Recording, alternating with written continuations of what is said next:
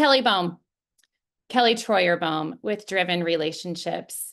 I'm one of the co-owners here, and our business is all about helping people that are awesome at whatever their job is, whatever their trade is, whatever their skill set is, or whatever their service is. They're great at that, but they don't have the capacity to stay in touch with past customers, leads that come in, and with their referral partners. So that's what Driven does. I always joke around that Driven operates as your work wife. We make you look good. We remember birthdays. We remember gifts and handwritten cards.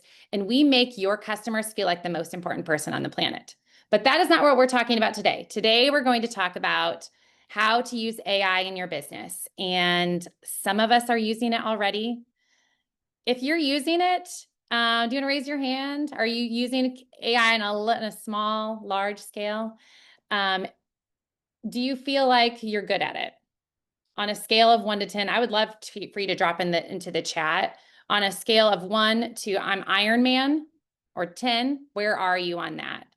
How do you feel your skills are at using AI? If you want to drop that in the chat, that'd be awesome. All right, we're just going to jump right in. Today's focus, we're going to talk about real world AI examples, mistakes you can learn from, tools that can save you time, and then tips that you can implement this week.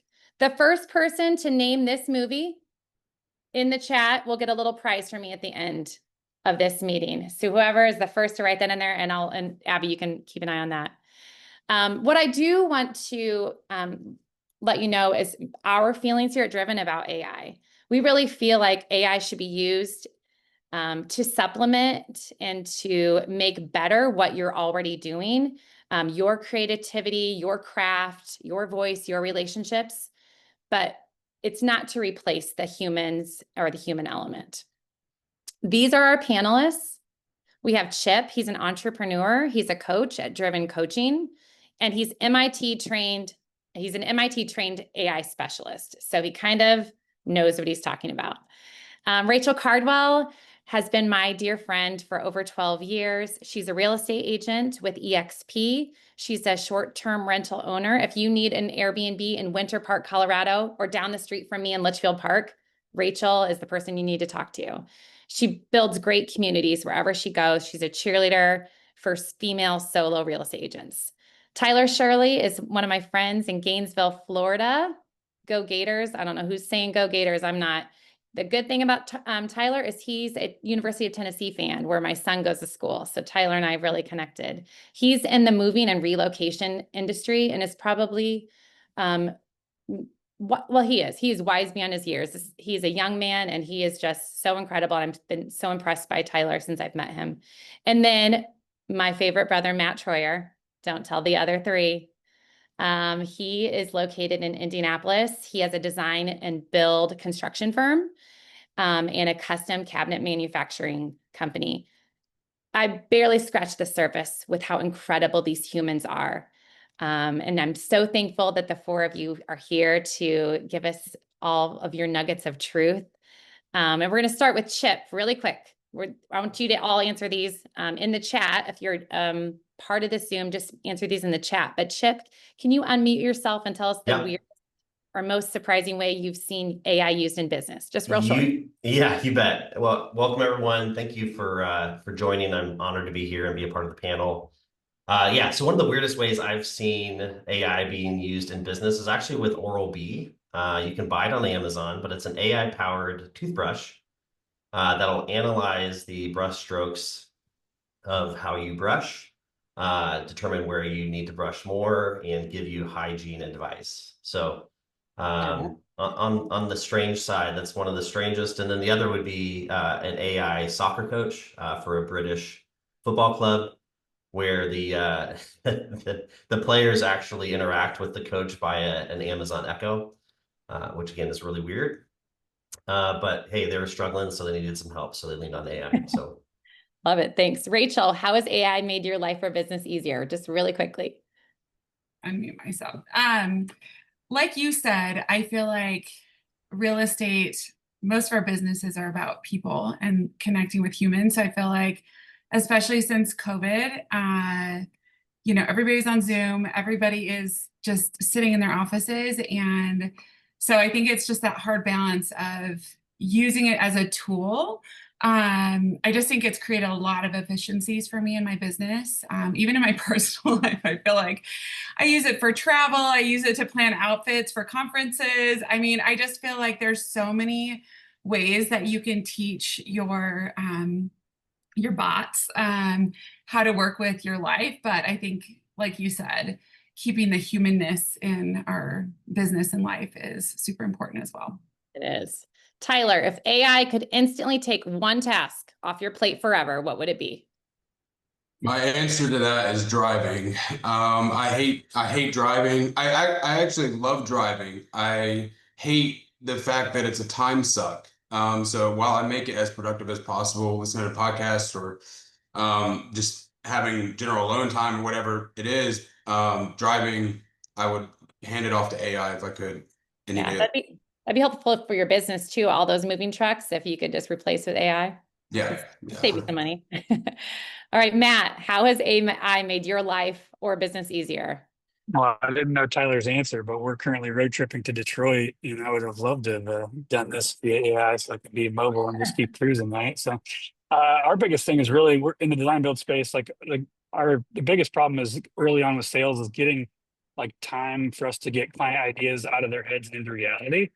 And a lot of that is like automating the note taking part of it from transcripts and then dumping in to kind of regurgitate things and really just letting us focus on the relationship and like just conversational talking instead of like head down taking notes while you're talking to a client, right? Like that's such a distraction. So that's really helped us, I think, leverage, like spend all of our efforts on the time with the client to get to know them and get to know their problems. And then we don't even think about gathering all that information. It just happens behind the scenes. I love that. I'd second that. All right, we're going to start off with Chip. He's going to deep dive for about 5 minutes into one real way, or maybe you'll have more than one. We're going to give you about 5 minutes, and then we'll move on to Matt about how you're using AI right now. Awesome.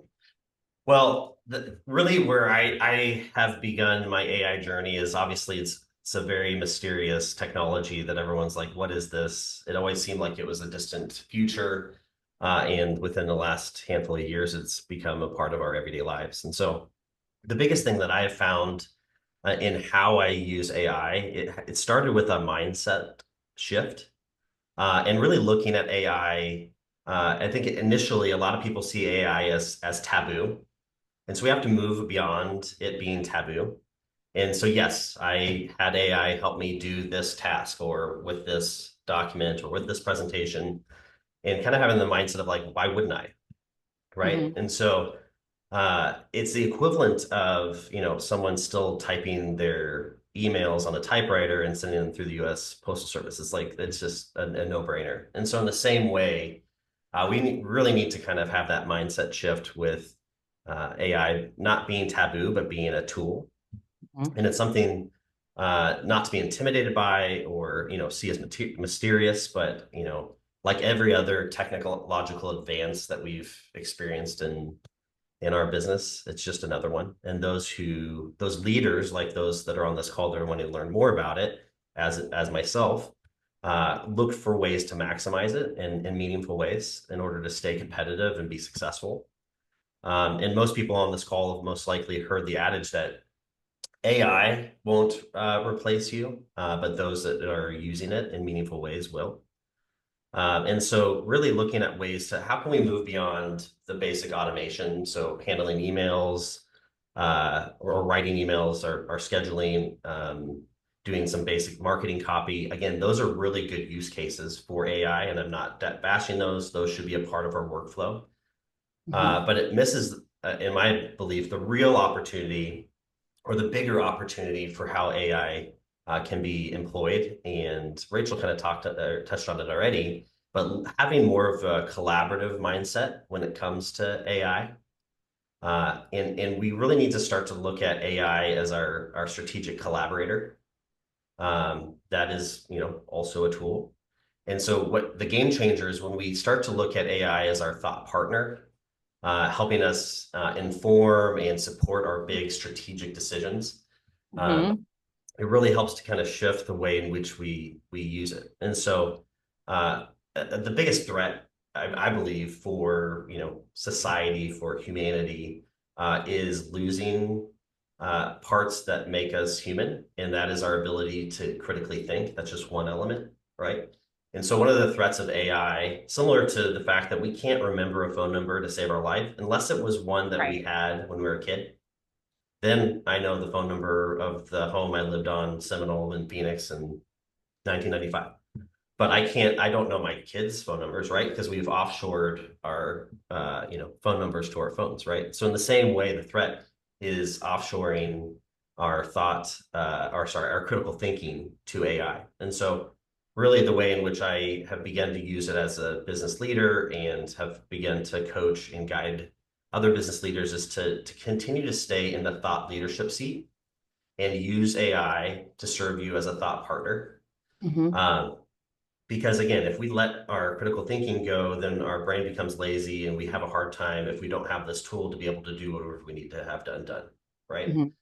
And so I've developed a structure. It's an acronym. It's LEAD, LEAD. It's a framework for how I use AI and how I've coached other people to use it. And so the first is L, so lead is L, so lay out the context. So within your AI tool, whatever it might be, Claude, Chat, Gemini, paint the picture of the situation that you're in and give it context. So start with just talking to it or typing out, okay, I'm heading into a board meeting with a boardroom full of board members that are concerned about our profit growth projections for the fourth quarter. I need to be able to communicate what we are doing that is going to address those things. So you kind of start to paint a picture of what you're facing. Second would be establish the role. So that's the E in lead. Essentially telling AI the role you want them to play as your thought partner, right? So position them as a thought partner, be specific about what you expect in the collaboration. So act as my strategic thought partner, or act as a potential customer, or act as a board member, and help me think through or analyze my approach. And then the third part of the process, and this is all part of just how you type out your prompt, is add your insights. And so again, this positions you as the thought leader. So you say, all right, now with that context and you established as your role, now interview me, ask me one question at a time, and let's work through this process together. And then it's really important that you have it ask you one question at a time, otherwise it'll spit out 20 questions, right? But this is part of you giving it insight into what's going on. So you're adding your insight as a thought leader.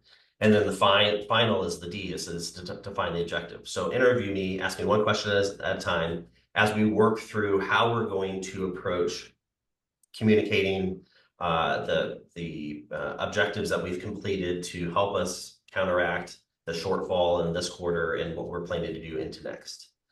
And really, then you hit go and it'll start to ask you questions as that role.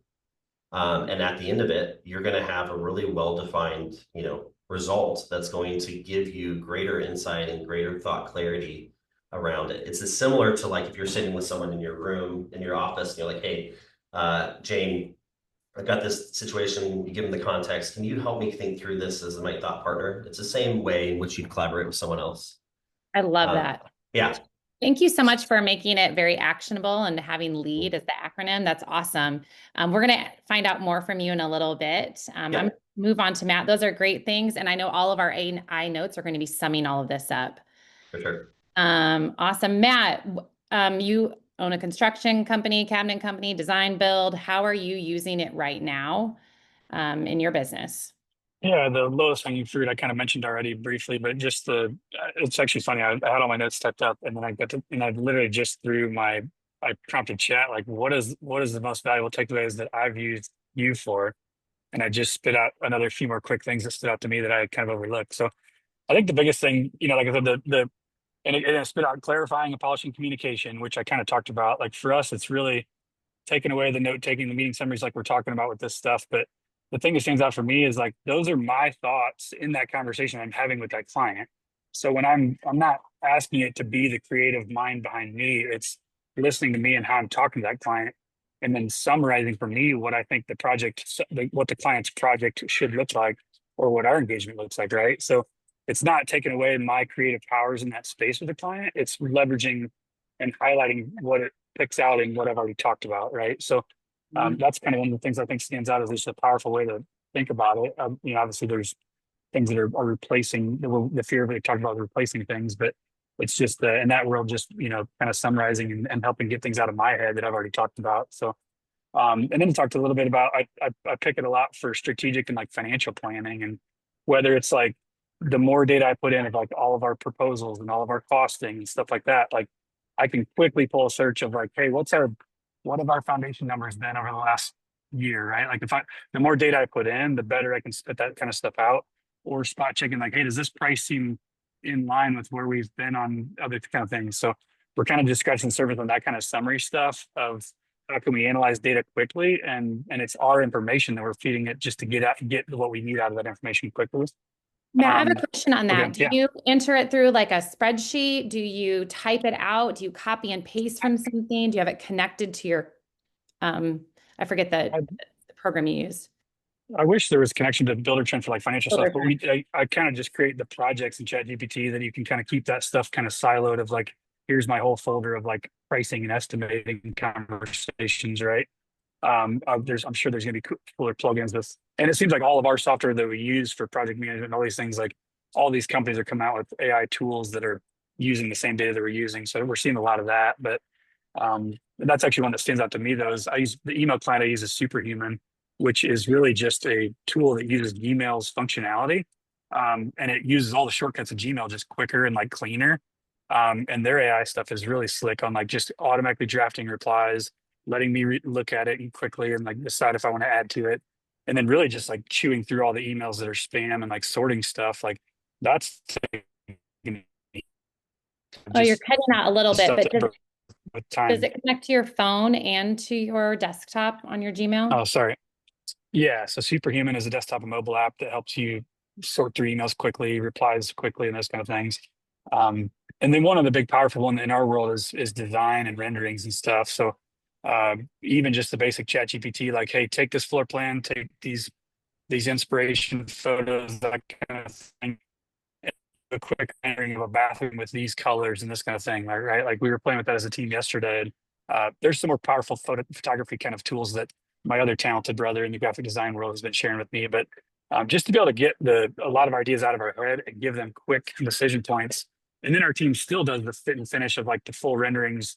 We're not taking away those skill sets, but we're giving quick iterations of like some quick concepts, and then let our team spend their time to really hone in on like the exact concept that is more finished. So I love it.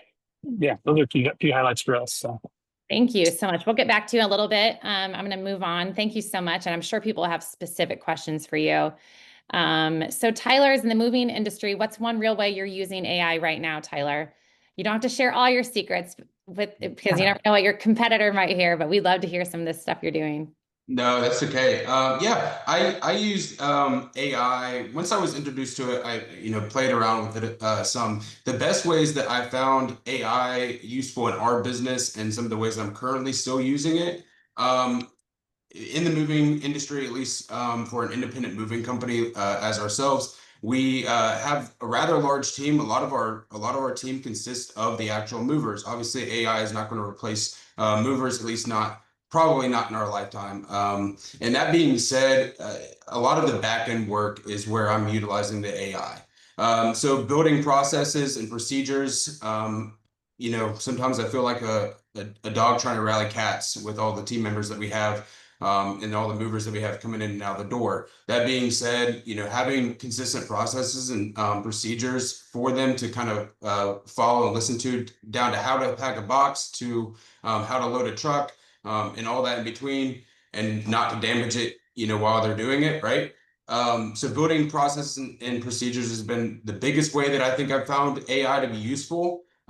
Task automation has been introduced to some of our things that we're doing on the back end as well with AI, and lead generation. Lead generation it's probably been my favorite one, which I kind of want to talk more about just in this little segment. We have been utilizing AI within lead generation to extract a lot of realtor data that's in our community, some of the MLS data, and different things like that. As movers, we want to, we're kind of the caboose of the train for a real estate transaction. Everybody's getting first they need to talk to the realtor, they need to get pre-approved and qualified, and they need to get a title agency. They need to do all of these things before they are actually able to do the actual move. And so with that being said, I have a lot of connections with the realtors in town and with those titling agencies and mortgage brokers and XYZ that's in that process. But some people, especially renters and people that, have a pretty quick transaction, they can sometimes either skip that entire process or they just need a mover like same week. So we've been able to gather some of that MLS data and just having those realtor connections and utilizing AI to not build them for us, but to grow those current relationships. We're also the first, we try to be the first ones to the customer that's moving, and AI has helped us do that in a lot of ways. The biggest thing we also use AI for is on our website. I mean, we have a ton of inbound leads that, customers that are looking for movers, and the moving estimate process is somewhat easy, but can be time consuming, especially when you have bigger homes and different things like that. So there's an AI platform that we've been utilizing that actually gives us a little bit of the information from the homeowner, like what the home value is, if they're renting or owning, if they own the house that they're moving from, if they're renting or buying the house that they're moving to. It gives us kind of even a general idea of what their what their budget might be, so that way when we're pricing out the move, we can try to stay within their budget, at least from an AI standpoint, right? And then it also tells us how to prioritize them, if they're and it does this based on their, I would imagine I don't know the in-depth details of it, but I believe it's like cookie following. Like if they're searching on 30 other moving companies' websites, then it's going to rank them a little bit lower as a priority because they're searching for 30 or searching probably for the cheapest mover if they're looking at 30 other websites of moving companies. But if we're the first, second, maybe even third moving company and the only moving company that they're looking at, then it's going to prioritize them even higher.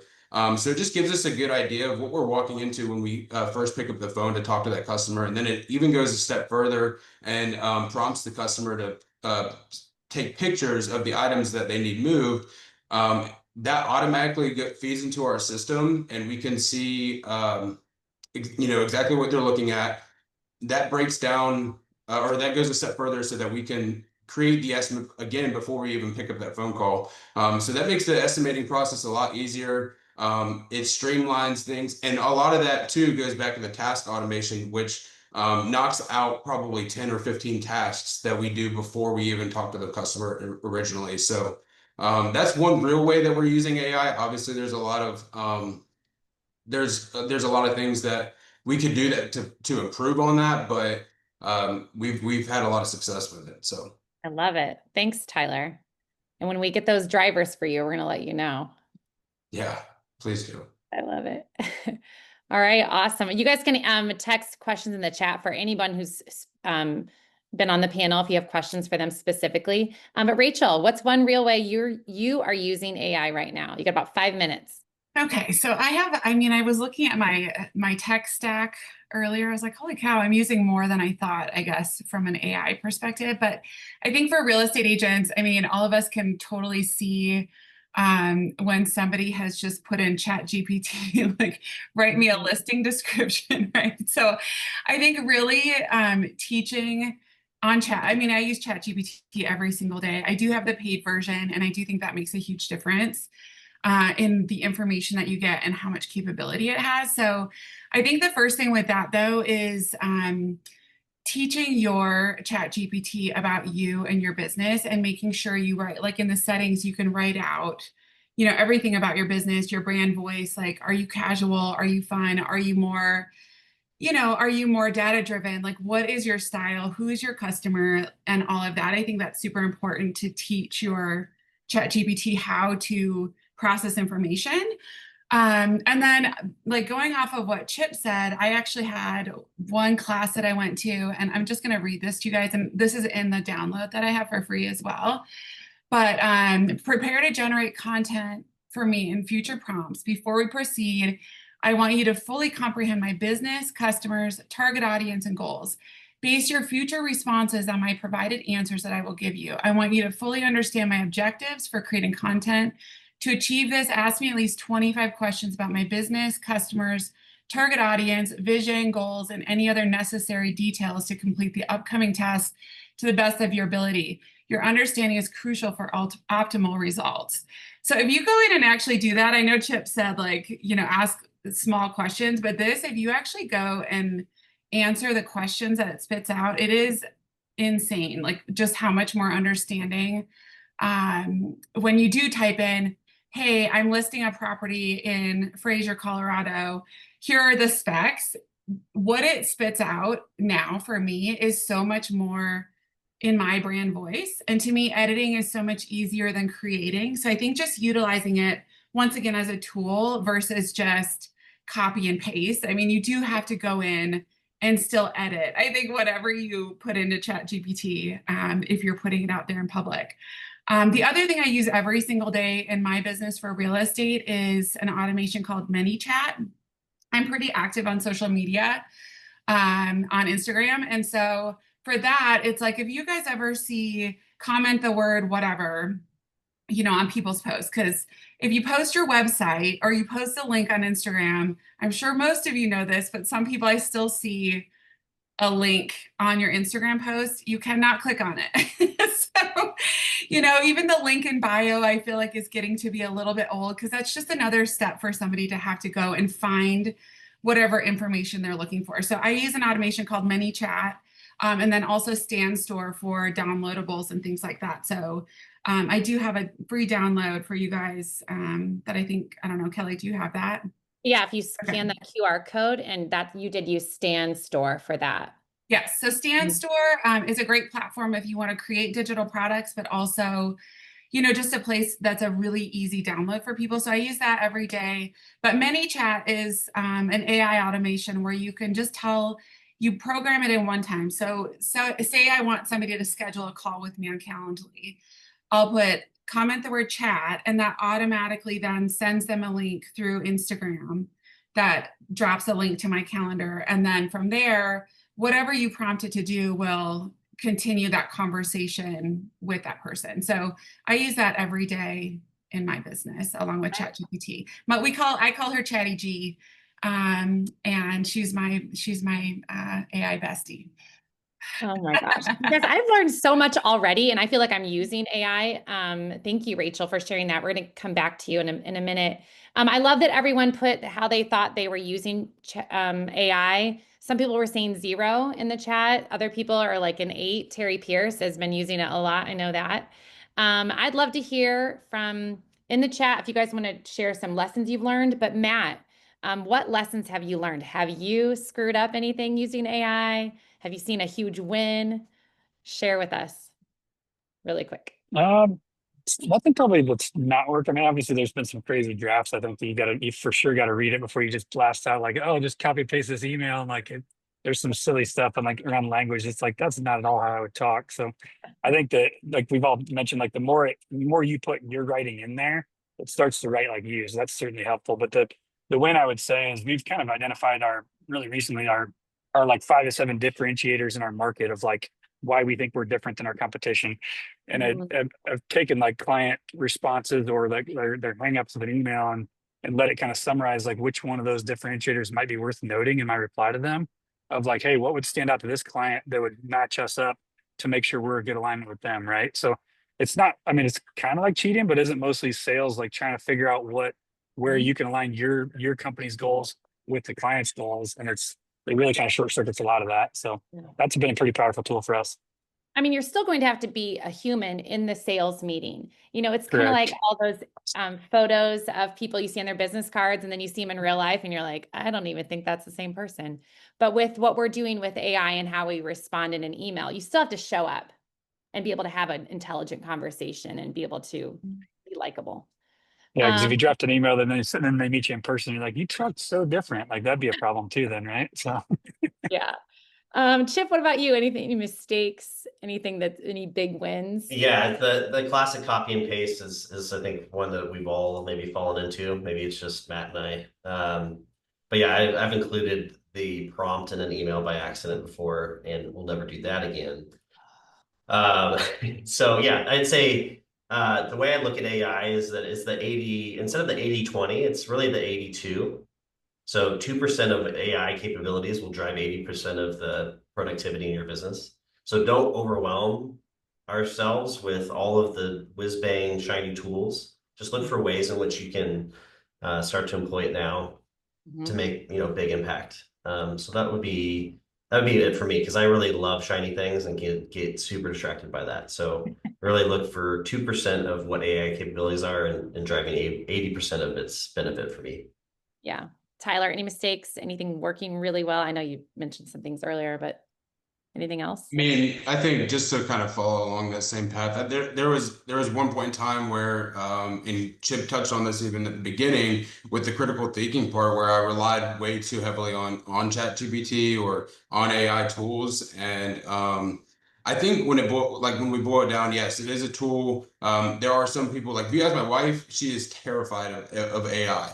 I was using it to help us create a 5.9 plan for my daughter the other day, and I was using ChatGPT to help me with it. And she was like, "How does it know my name? How does it?" I was like, "Because of the prompt I put in." But regardless, I think, and from that side of it, the people that are terrified from it, those are also the people that really want authenticity in the relationship.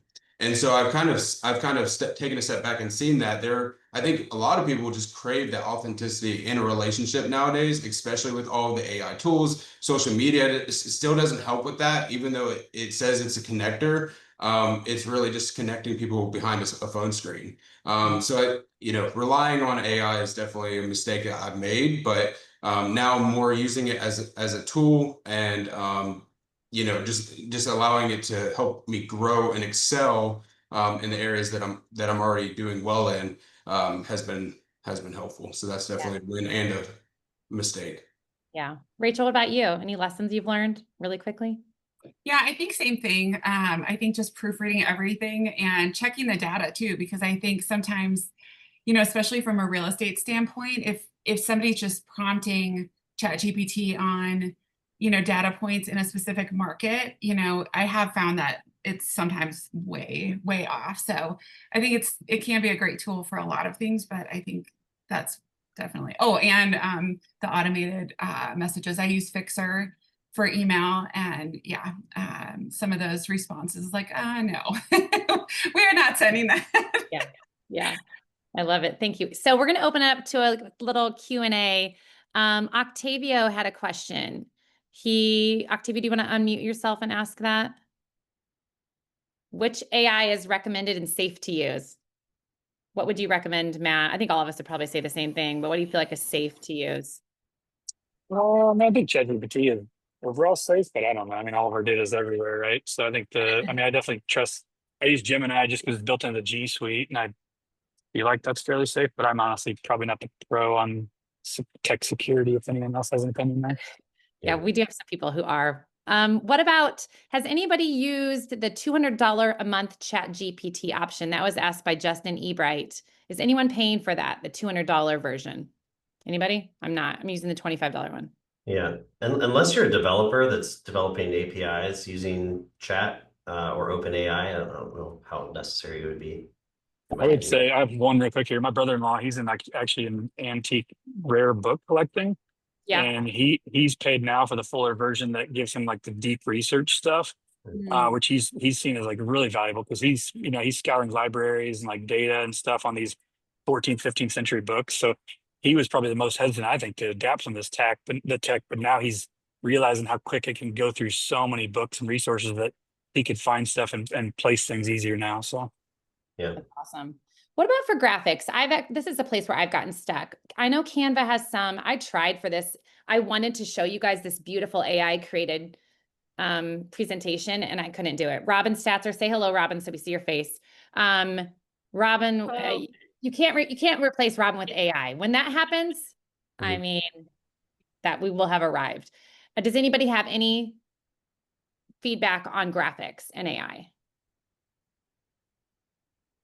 I have used it for one headshot. It's not the headshot that I'm using now. I don't know if Abby could send it in the chat.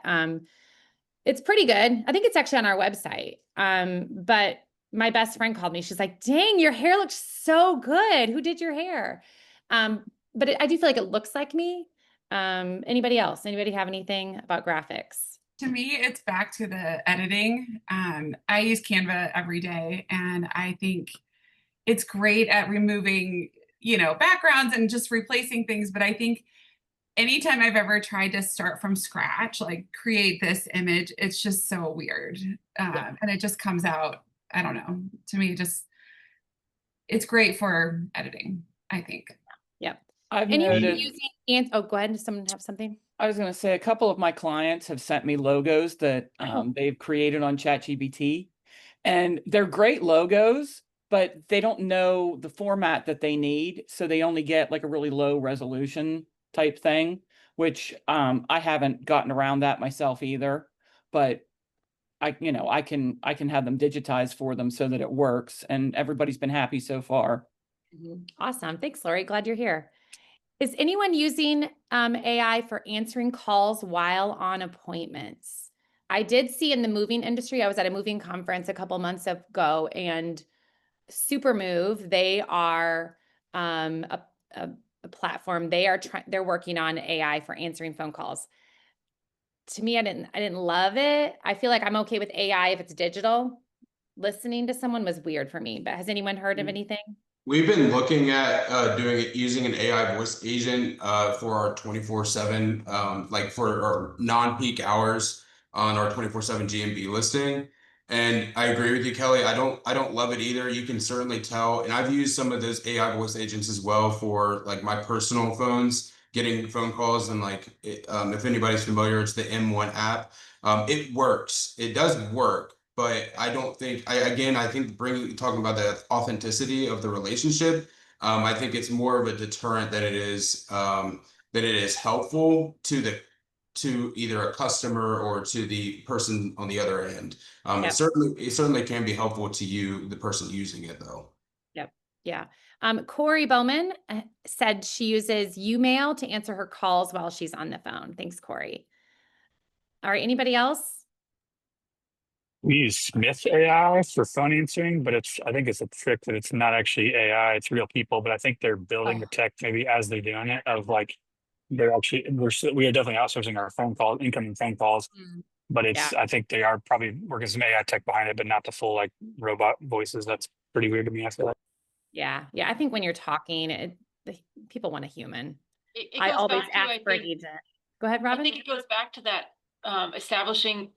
making people feel like they're important. And when you throw an AI voice at them, that doesn't seem like they're important at all. But, so I think that that's part of not losing the human touch for certain elements and aspects and areas of your business. Mm-hmm. I love it, Robin. That's my girl. We are on the same page. All right. Has anyone heard of Simple Talk AI? I'm not sure what that is. If you want to answer that in the chat. All right, we're gonna, I want to honor everyone's time today. We'll have about 10 more minutes. We're gonna do a little lightning round with the panel. And you feel free as participants in the chat to drop things in the chat if you have a favorite tool. So what is your favorite AI tool, Chip? I would say my favorite, my go-to is Claude AI. And going back to the question asked earlier, I have found that to be the safest and self-contained AI on the market so far. But to Matt's point, our information's everywhere anyways. But For analyzing financial documents, legal documents, I lean on a paid version of Claude AI. Okay. And then Matt. I mentioned a few of mine, but definitely the $20 a month ChatGPT is a no-brainer for me. And then we've switched to Gemini, just built into Google, just because I'm probably I guess I was a tightwad, and I was like, it's free with our G Suite, so that's nice for the meeting notes. Okay. And then Superhuman, and then I had mentioned there's a graphics one that my brother had mentioned before the call today. We talked about Mid Journey, and that's for creating pretty realistic graphic stuff. So that's pretty cool. So I want to kind of play with that now. Mid Journey, all Okay, one I word. think I think there's at least 1 or 2 architects on this call. So would that be helpful to? I think so. It definitely is for graphics. I'm not sure about plans. I think the whole plant, like construction stuff, is probably coming, but I think Okay. that's a little bit down the road. Okay. Okay. Kelly, can I jump back in? Because Oh, I yeah. actually forgot one of my favorite tools. I don't know if Yeah. I mentioned, but the Plod note taker. It's a wearable. Actually can attach to the back of your phone. And so for real estate agents or people that are on a lot of calls, being able to have your phone calls recorded and summarized can easily be turned into something that can be emailed back to the client with next steps. I How much use it is heavily. Plod is I think it's $100 for the device, and then I think there's a free version of the online version. But it's worth it for me in keeping track of so many details and having someone literally walking around and taking notes behind you, it feels like, as you're on phone calls or in meetings. That's so nice. Yeah. Tyler. ChatGPT it looks like across the board except for you, Chip, but that Claude sounds cool. ChatGPT has just been overall my favorite, just again for general use. We did a little bit of the graphic content creation with Sora at one point in time. It does not work well, but it worked to get the general idea out there. And then just QuickBooks actually. We've used different ones, AlphaSense QuickBooks, for some financial stuff. When we created our company workbook for finances, and it was, QuickBooks has some pretty cool tools too, which generally people use. So Yeah. Awesome. And Rachel, Chatty G. Yeah, definitely the paid version of Chat GPT, but I'm going to check out Claude too, because I haven't really messed around with that. But yeah, I mean, some of the other things, I think Fixer, I just started using that probably about a month ago. So just for organizing your emails and automatically drafting responses for emails, that's been super helpful. And I do feel like it's, starting to learn my style of voice and how I draft emails, like when you edit it. So, and then that's a note taker as well.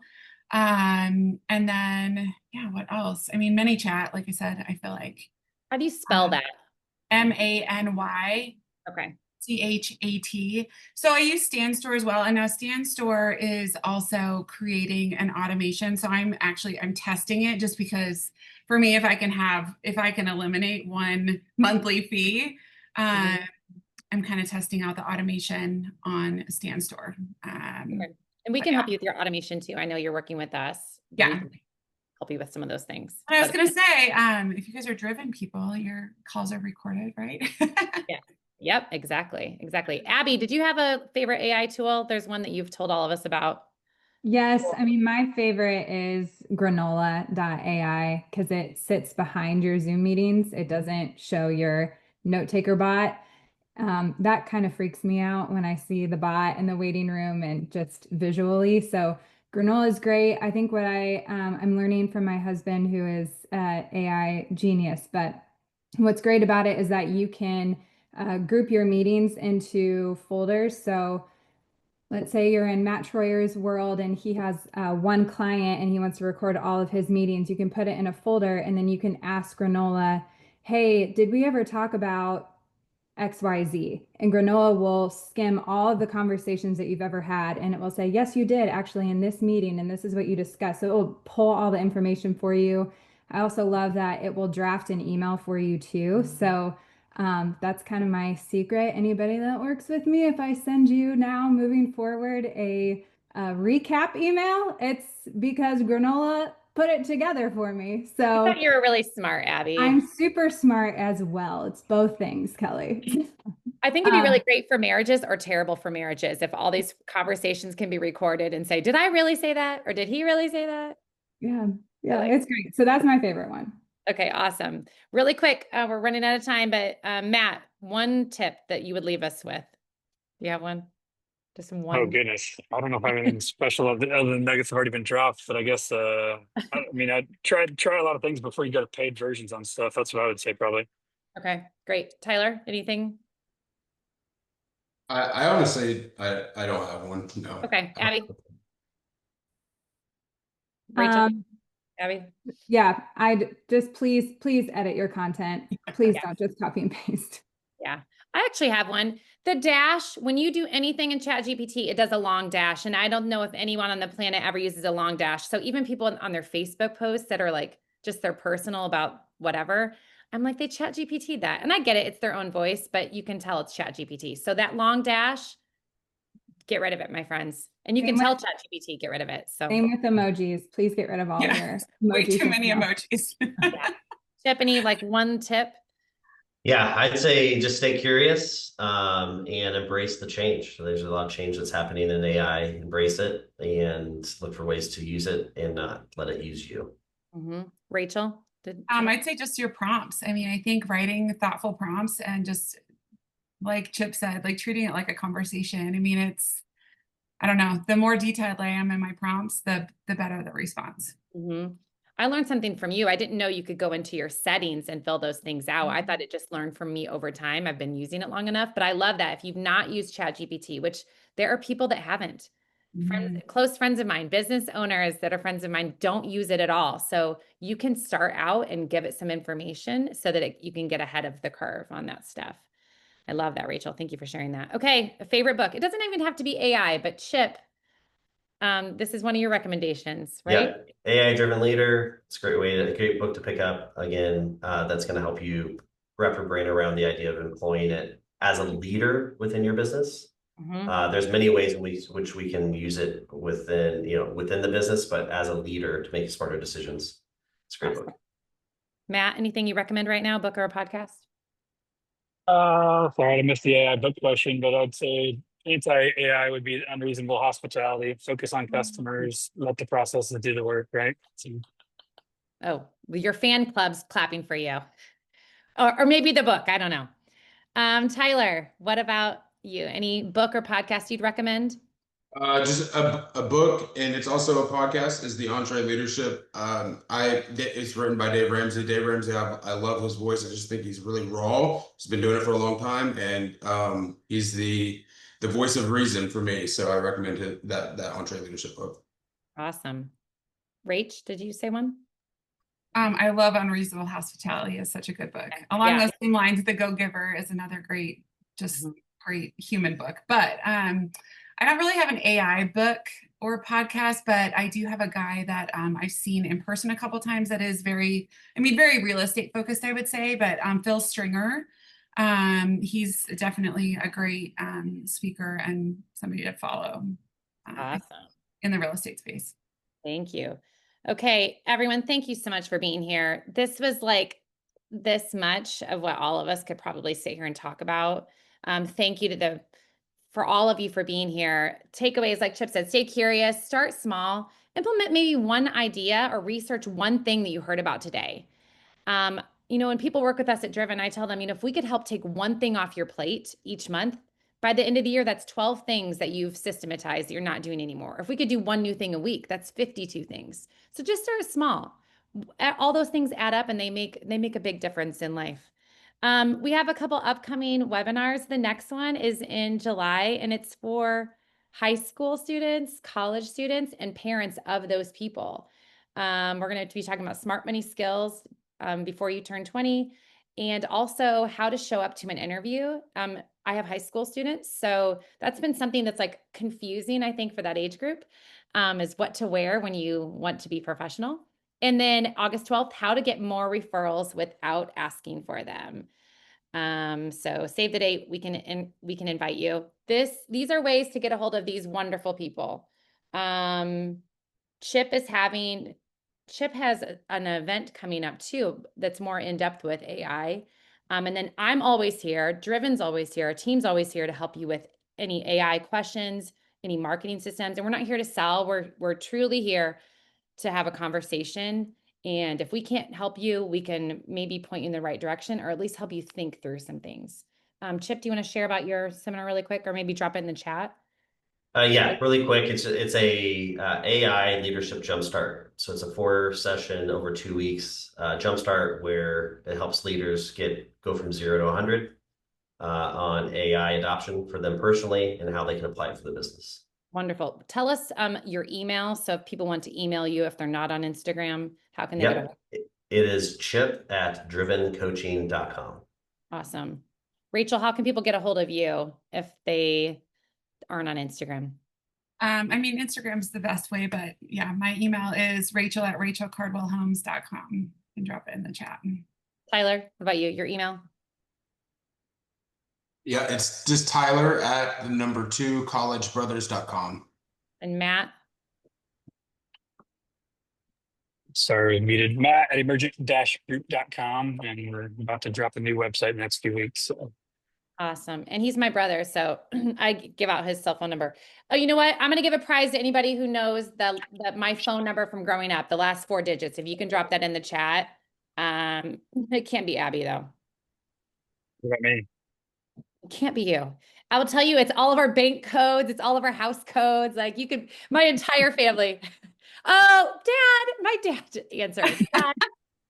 Oh my gosh. Okay. I'll give you a prize, Dad. Well, someone else should just say it now that he already gave me the answer. Yeah, no.